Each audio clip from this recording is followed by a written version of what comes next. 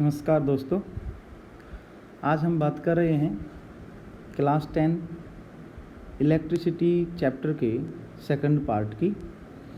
और इस part second में जो पार्ट फर्स्ट का जो बचा हुआ पार्ट है उसको हम डिस्कस करेंगे और आगे की जो पॉइंट्स इसमें दिए हुए हैं उनके बारे में डिस्कस करेंगे। थोड़ा सा रिवाइज़ कर दूं मैं। इलेक्ट्रिक सर्किट क्या है? सर्किट का मतलब होता है एक सर्कुलर पाथ जिसके अराउंड मूवमेंट हो। अब यहाँ इलेक्ट्रिक सर्किट है तो इसका मतलब इलेक्ट्रिसिटी को मूवमेंट करने के लिए जो सर्कुलर पाथ होता है उसको इलेक्ट्रिक सर्किट कहेंगे। लेकिन यहाँ पर दो चीज़ों का विशेष ध्यान रखना है। जो पाथ है वो कंटिन्यूस होना चाहिए और क्लोज्ड होना चाहिए। अगर वो क्लोज्ड नहीं है तो उसे हम सर्किट को कंप्लीट नहीं मान सकते हैं। दूसरे अगर वर्ड्स में हम बोलें तो सर्किट को दो तरीके से हम इसको डिफाइन कर सकते हैं, ओपन सर्किट और एक होता है क्लोज्ड सर्किट। ओपन सर्किट जिसमें की जब हटा ली जाती है, की को रिमूव कर दिया जाए तो वहाँ होगा ओपन सर्किट, और जब की इंसर्ट कर दी जाती है, ऑन पोजीशन में रखा जाता है तो वो क्लोज सर्किट हो जाता है, जब करंट जो है one terminal to another terminal flow होना शुरू हो जाता है। यहाँ आप देख रहे हैं सर्किट का एक सिंपल डायग्राम रखा गया है। यहाँ हमने सेल रखा है, सेल की जगह बैटरी भी हो सकती है। सेल और बैटरी में डिफरेंस आपको पता ही है, आप पढ़ चुके हैं पहले, ठीक है। अब हम बात करते हैं कुछ सिंबल्स की जो इलेक्ट्रिक सर्किट में काम आते हैं। इलेक्ट्रिसिटी के चैप्टर में ये बहुत इंपॉर्टेंट रोल प्ले करेंगे। कुछ सिंबल्स को हम देख लेते हैं। जनरली वैसे तो ईजी हैं, आप इनको आराम से लर्न कर सकते हैं। सबसे पहले देखें हम इलेक्ट्रिक सेल में जो विशेष ध्यान देने की बात दैट इज़ कि जिसका जो सर्किट, जब इलेक्ट्रिक सेल हम बनाते हैं इसका ये सिंबल है, और इसका जो बड़ा वाला जो एंड है उधर हम पॉजिटिव साइन को शो करते हैं, और जो छोटा वाला साइड है इधर हम करते हैं नेगेटिव साइन को शो करते हैं। सेल में और बैटरी में डिफरेंस ये है कि कॉम्बिनेशन ऑफ सेल अगर हो जाता है, दो या दो से ज़्यादा सेल अगर एक साथ काम में लिए जा रहे हैं तो उसको हम बोल देते हैं बैटरी। अदरवाइज सेल और बैटरी में कोई ज़्यादा डिफरेंस नहीं है। की बात हम अगर करें तो की में यहाँ देखिए ओपन की और इधर है क्लोज्ड की। इसको दूसरे दो तरीके से शो करता है। एक तो ये है की को शो करने का ब्रैकेट के थ्रू, और ब्रैकेट में डॉट अगर हम लगा देते हैं तो वो क्लोज्ड सर्किट हो जाता है। और एक और तरीका है वायर के थ्रू इसको शो करना। वायर जब मिले हुए हैं, टच हैं, in touch position they are making a close circuit. और अगर अलग अलग हैं, सेपरेट हैं, तो सिंपल बात है ओपन सर्किट रहेगा। इसके बाद इलेक्ट्रिक बल्ब या किसी इलेक्ट्रिक लोड को हम शो करेंगे। बल्ब का ये निशान है, इसकी जगह हम किसी लोड को, जैसे कि washing machine, fridge, fan, what ever it में भी, तो उसको यूज़ करते हैं तो उसके लिए भी लोड को हम शो करते हैं, तो वहाँ इस तरह से शो कर सकते हैं, या रेसिस्टर के रूप में उसको शो कर सकते हैं। अब रेसिस्टर दो टाइप के हैं, एक वेरिएबल रेसिस्टर होता है, एक सिंपल रेसिस्टर। तो वेरिएबल रेसिस्टर में ये जो इसका एंड पॉइंट है ये मूव कर सकता है, यहाँ पर भी आ सकता है, फिर यहाँ पर आ सकता है और यहाँ पर भी आ सकता है, तो ये वेरिएबल है। और इसको दो तरीके से आजकल शो कर रहे हैं। एक ये तरीका भी है इसका शो करने। एमीटर जो कि सीरीज में लगता है, सर्किट में सीरीज कॉम्बिनेशन में लगता है, और वोल्टमीटर को लगाते हैं हम पैरेलल कॉम्बिनेशन में। वायर जॉइंट के साथ करते हैं तो ये एक मोटी डॉट हम यहाँ दिखाएंगे, और अगर वायर क्रॉस कर रहा है बिना जॉइंट हुए तो उसको एक कर्व के साथ हम शो करते हैं, दूसरे वायर के साथ उसको टच नहीं करते। इस तरह से कर्व के साथ में हम उसको शो करेंगे। आगे देखते हैं कि बहुत इम्पोर्टेंट इस चैप्टर का, और आगे आने वाली क्लासेस में भी आपको ये बहुत हेल्प करेगा। ओम्स लॉ को बहुत अच्छे से समझना ज़रूरी है। देखिए, जब ओम्स नाम के जो साइंटिस्ट हैं, ये एक कंडक्टर में इलेक्ट्रिसिटी और वोल्टेज, या कहें हम पोटेंशियल डिफरेंस और करंट, इन दोनों को चेंज करके कुछ ऑब्जर्वेशन कर रहे थे, कुछ एक्सपेरिमेंट्स कर रहे थे। तो वहाँ उन्होंने एक्सपेरिमेंट के थ्रू ये ऑब्जर्व किया कि जब पोटेंशियल डिफरेंस जिसको V से शो करेंगे और करंट जिसको I से शो कर रहे हैं, कि जब V का वैल्यू हम चेंज करते हैं तो I की वैल्यू भी प्रोपोर्शनली चेंज हो रही है। इन अदर वे, अगर I की वैल्यू चेंज कर रहे हैं तो V की वैल्यू भी प्रोपोर्शनली चेंज हो रही है। तो उन्होंने फिर इसको और अच्छे से करने की कोशिश की और क्लियरली इसको समझाया, अरेंजमेंट किया। यहाँ पर आप देख रहे हैं एक अरेंजमेंट उन्होंने किया, सर्किट बनाया। सर्किट में बैटरी के साथ में एक एमीटर लगाया है, एक वोल्टमीटर लगाया है, और यहाँ आप देख रहे हैं रेसिस्टर, एक रेसिस्टर लगाया है, और रेसिस्टर के दोनों एंड पे यहाँ पे लगा दिया हमने वोल्टमीटर, की को साथ में जोड़ दिया। और अब उन्होंने एक्सपेरिमेंट ये किया, चलो देखते हैं इसको। एक्सपेरिमेंट जब उन्होंने किया तो I की वैल्यू चेंज की तो V की वैल्यू को नोट किया, फिर V की वैल्यू को चेंज किया तो I की वैल्यू को नोट किया। फिर उन दोनों में एक उन्होंने रिलेशन देखा, तो रिलेशन को उन्होंने लॉ के रूप में एक्सप्रेस किया। और एक्चुअली ओम्स लॉ जो है वो रिलेशन को ही शो करता है between potential difference that is called V, इसको V से शो करते हैं, across a conductor, and the current that is flowing through the conductor. इन दोनों के बीच में जो रिलेशन है उसको यहाँ पे शो किया। सो ओम्स लॉ क्या कहता है? It states that the current flowing through a conductor is directly proportional. ये डायरेक्टली प्रोपोर्शनल है। प्रोपोर्शनल को इस तरह से शो करते हैं हम। प्रोपोर्शनल का मतलब एक को बढ़ाएं दूसरा भी बढ़ेगा, एक को कम करें दूसरा भी कम हो जाएगा। To the potential difference V के बारे में बात करें, between its end provided condition ये है कि its temperature remains constant. Temperature इसका कांस्टेंट रहना चाहिए। तो दोनों के बीच में जो रिलेशन निकल के आता है वो I प्रोपोर्शनल टू V और V प्रोपोर्शनल टू I भी हम इसको लिख सकते हैं। और अगर दोनों को दें तो दोनों का वैल्यू अगर हम निकालते हैं तो कांस्टेंट वैल्यू आ जाती है इसकी, और ये कांस्टेंट वैल्यू को उन्होंने R के रूप में शो किया और इसको एक नया नाम दिया उन्होंने, ओम नाम दिया है इसी R को। इसी का वेरिफिकेशन उन्होंने किया, और वेरिफिकेशन के लिए क्या किया, एक मेटेलिक वायर लिया जो उन्होंने यहाँ पर ये यूज़ किया मेटेलिक वायर। टेम्परेचर उन्होंने सेम रखा और यहाँ बैटरी को उन्होंने चेंज किया। पहले 1 सेल के लिए उन्होंने I और V की वैल्यू को देखा, फिर सेल के नंबर इंक्रीज़ कर दिए, 2 सेल ले लिए, फिर उन्होंने I और V की वैल्यू को शो किया, नोट कर लिया। 3 सेल्स के लिए, 4 सेल्स के लिए और इस तरह से 5 सेल्स के लिए उन्होंने ये नोट किया। और एवरी टाइम उन्होंने क्या देखा कि इनका जो प्रोपोर्शन आ रहा है वो एक कांस्टेंट आ रहा है, उसमें कोई चेंजिंग नहीं आ रहा, कंटिन्यूसली दैट इज कांस्टेंट। ये सब कांस्टेंट आ रहे हैं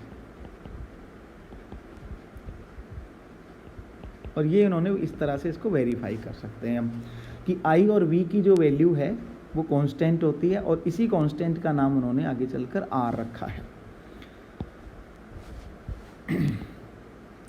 इसको जब उन्होंने ग्राफ पर प्लॉट किया तो x एक्सिस पर उन्होंने लिया करंट को और y एक्सिस पर उन्होंने पोटेंशियल डिफरेंस को लिया, और डिफरेंट I की वैल्यू और उसके रेफरेंस में जो चेंज V की वैल्यू में जो आ रहा है, पोटेंशियल डिफरेंस में जो वैल्यू आ रही उसको जब इन्होंने रखा और जब इस तरह से देखा तो एक स्ट्रेट लाइन उनको मिली। और ये स्ट्रेट लाइन क्या बताती है कि जो पोटेंशियल डिफरेंस और करंट के बीच का जो रिलेशन है वो एक कांस्टेंट होता है, तो ये रिमेन कांस्टेंट, डायरेक्टली प्रोपोर्शनल है ये इसके। तो यही ओम्स लॉ था। अब यहाँ पर ओम्स के लॉ के साथ में हम बात करें तो वहाँ जो एक प्रोपोर्शनल के लिए जो हमने एक सिंबल यूज किया R, उसी R के बारे में ये आगे चीज़ चलती है, दैट इज़ कॉल्ड रेसिस्टेंस। इसी R का नाम हमने रेसिस्टेंट रखा। रेसिस्टेंस एक्चुअली में क्या है?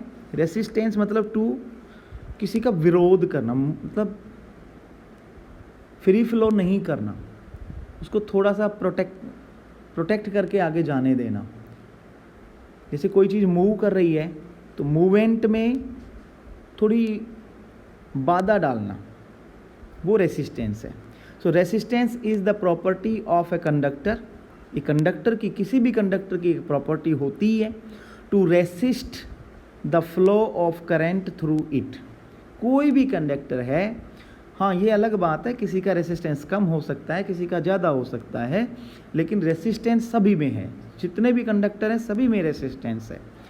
So resistance is the property of a conductor to resist the flow of current through it. और इसके अकॉर्डिंग अगर हम बात करें तो ओम्स लॉ के according V proportional to I, and जब हम प्रोपोर्शनल को रिमूव करते हैं तो I इंटू R आता है, और R की वैल्यू जब हम निकालते हैं तो V अपॉन I आ जाती है। और यही हमारा ओम्स लॉ है। इसकी यूनिट जो होती है ओम यूनिट रखी गई उन्होंने, और इसको ये रो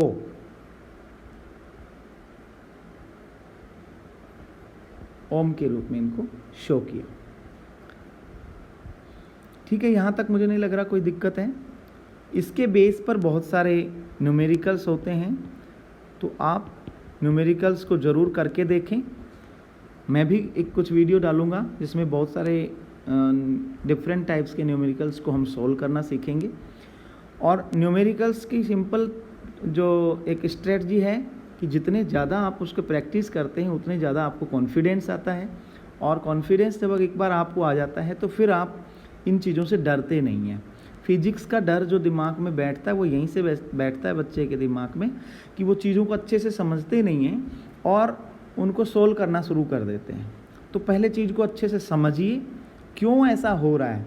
जब भी आप साइंस पढ़ते हैं वाई क्यों हो रहा है एंड हाउ कैसे होता है, इन 2-3 क्वेश्चंस के आप आंसर ज़रूर लेकर चलें। माइंड में आपके क्वेश्चन आना चाहिए कि ऐसा क्यों और कैसे हुआ, तो फिर इजी हो जाएगा, इंटरेस्ट डेवलप होगा आपका साइंस के लिए।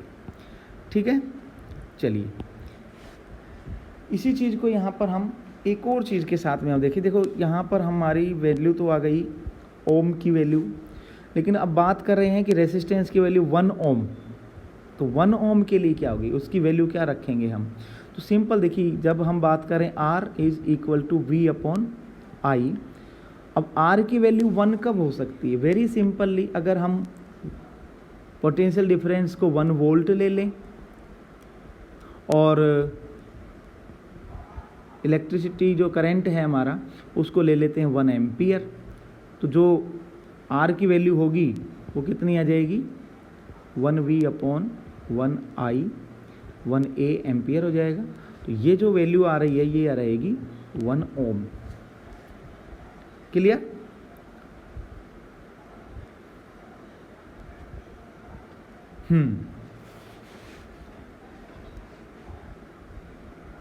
अब यहाँ पर एक बहुत इंपॉर्टेंट चीज़ यहाँ पे आप इसको ध्यान से समझिए। The current flowing through a resistor is inversely proportional to the resistance. Inversely proportional means I की जो वैल्यू होगी V अपॉन R। अब आप सोच के देखिए, हम V की वैल्यू को सेम रख लेते हैं तो I की वैल्यू किस तरह से चेंज होती है। V की वैल्यू हम रख लेते हैं, फॉर एग्जांपल हमने ले लिया 20 वोल्ट्स और R की वैल्यू हम ले लेते हैं, पहले ले लेते हैं लेट्स से 2 ओम। 2 ओम हमने इसको ले लिया तो I की वैल्यू कितनी आ जाएगी हमारी 10 एम्पियर आ जाएगी। लेकिन आप इसी वैल्यू को और इंक्रीज़ कीजिए, I is equal to V upon R। इसको अगर हम इंक्रीज कर देते हैं वैल्यू को, यानी कि ये 20 वोल्ट ही रख लें, R की वैल्यू को हम 2 की बजाय 5 वोल्ट रख लेते हैं ना, द करेंट कितना हो जाएगा 5 एम्पियर, मीन्स कम हो गया। और चलो अभी और वैल्यू इसकी देख लेते हैं। अगर हम 20 वैल्यू वोल्ट रख लेते हैं ऊपर और R की वैल्यू 10 ओम रखते हैं, 10 ओम, ये भी ओम है बेटा। Then what we will get 2 ampere, means जैसे जैसे हम आर की वैल्यू को इंक्रीज कर रहे हैं आई की वैल्यू डिक्रीज होती जा रही है, और डिक्रीज जो होने का जो इसका जो रिलेशन है वो डायरेक्टली और इन्वर्सली प्रोपोर्शनल है। इन्वर्सली मतलब अगर आर को इंक्रीज कर रहे हैं तो आई की वैल्यू कम हो रही है, और आर को कम करेंगे, अभी यहाँ पर हम कम करके देखते हैं। आर की वैल्यू को अगर 10 की जगह हम ले लेते हैं 1 ओम, तो देखो वैल्यू कितनी बढ़ जाएगी, वैल्यू इज़ 20 एम्पियर। ये इस तरह से इंक्रीज होती है, ठीक है। तो ये इन्वर्सली प्रोपोर्शनल है। आई एंड आर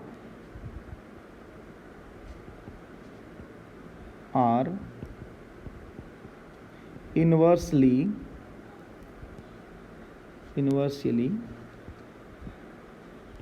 प्रोपोर्शनल। यहाँ पे आई डोंट थिंक कोई प्रॉब्लम आपको होगी। अब बात करते हैं कि क्या सभी रेसिस्टेंस, सभी जो कंडक्टर हैं सभी का रेसिस्टेंस सेम होता है, या कोई ऐसी कंडीशंस हैं जिनके अप्लायंस से रेसिस्टेंस कम या ज़्यादा हो सकता है। Yes there are of course. तो देखते हैं क्या क्या वो कंडीशंस हैं जब ये वैल्यू कम या ज़्यादा हो सकती है। तो देखो ये डिपेंड करता है, पहली चीज़ जो कंडक्टर है उसकी लेंथ के ऊपर, दूसरा है उसके क्रॉस सेक्शन एरिया के ऊपर डिपेंड करता है, and third one is material of the conductor, उसके ऊपर डिपेंड करता है। और एक चीज़ जो यहाँ पर छूट रही है वो और मैं ऐड कर देता हूँ, टेम्परेचर के ऊपर डिपेंड करता है, ठीक है। तो सबसे पहले देखते हैं लेंथ की बात। लेंथ की बात ये है कि जब किसी कंडक्टर की लेंथ इंक्रीज करते हैं तो उसका रेसिस्टेंस भी क्या होता है, इंक्रीज होता है। So R proportional to, directly proportional to length, first thing, ये यहाँ पे लिखा भी है हमने। Second thing, area of cross section. Cross section क्या है, जैसे ये वायर है, अगर हम इसको यहाँ से काटें, क्रॉस सेक्शन आपने बायो में भी पढ़ा होगा, है ना। क्रॉस सेक्शन अगर इसको करें तो यहाँ का जो वायर की जो थिकनेस है, अगर हम इसको डायरेक्टली समझें तो थिकनेस ऑफ द वायर जितनी ज़्यादा होगी उतना ही उसका रेसिस्टेंस कम होगा, और ये कम होगी, थिकनेस कम होगी तो रेसिस्टेंस कम होगा। एक इसको बिल्कुल इजी तरीके से हम समझ सकते हैं। देखिए यहाँ पर एक पाइप लगा है, वाटर का कोई पाइप है, यहाँ पर पानी आ रहा है, आपने आगे चल के इसी वाटर में, पाइप में अगर इसके वॉल्यूम को कम करके ऐड कर दिया इस तरह से, तो इसका प्रेशर क्या होगा बताओ, प्रेशर क्या होगा, ज़्यादा हो जाएगा। प्रेशर ज़्यादा हो जाएगा। क्यों हो गया ज़्यादा प्रेशर, क्योंकि जो इसका निकलने का जो वे है वो कम हो गया, तो आसानी से नहीं निकलेगा, अब आपको फोर्स करना पड़ेगा, तभी यहाँ से वाटर जो है आप निकाल पाएंगे। और अगर किसी पतली नली के सामने आप बड़ा पाइप लगा देते हैं इस तरह से, तो वहाँ से वाटर फ्लो बहुत इजीली हो जाएगा। तो सेम वे यहाँ पर है कि अगर वायर मोटा है तो इलेक्ट्रॉन को मूवमेंट में आसानी रहेगी, और उसकी थिकनेस कम है तो इलेक्ट्रॉन को मूवमेंट में एक रेसिस्टेंस को ज़्यादा फॉलो करना पड़ेगा। And third thing, material of the conductor.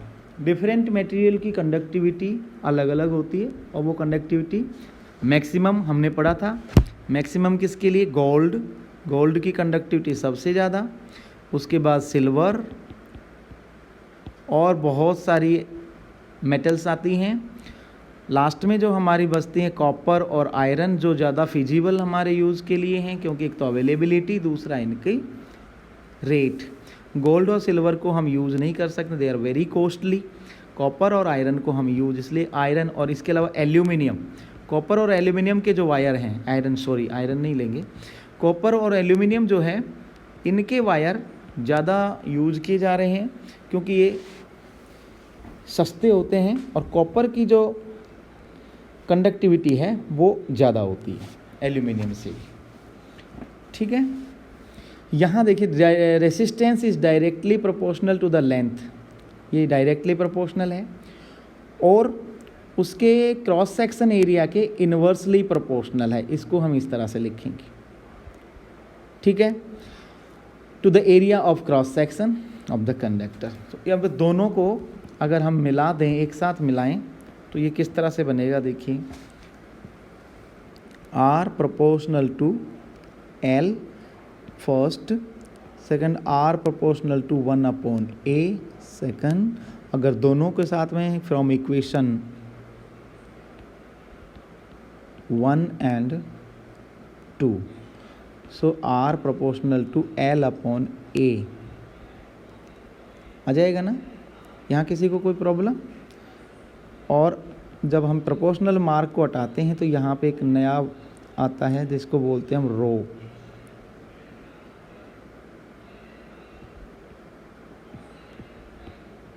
रो बोलते हैं।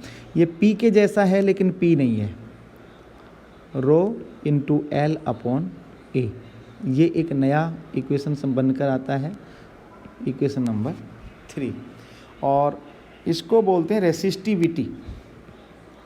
This is called resistivity of conductor. ये रेसिस्टिविटी किस पर डिपेंड कर रही है? और रेसिस्टिविटी लेंथ और क्रॉस सेक्शनल एरिया के ऊपर डिपेंड कर रही है। इसको रो बोलते हैं, रो कांस्टेंट प्रॉपर्टी है ये, इसको रेसिस्टिविटी के नाम से बोलते हैं। और इसकी जो अगर हम बात करें यूनिट की बात कर लेते हैं, इसकी यूनिट क्या होगी। तो हमें पता है R is equal to rho into L/a, और अगर हम रो की वैल्यू निकालेंगे तो क्या आएगा, R इंटू A/L।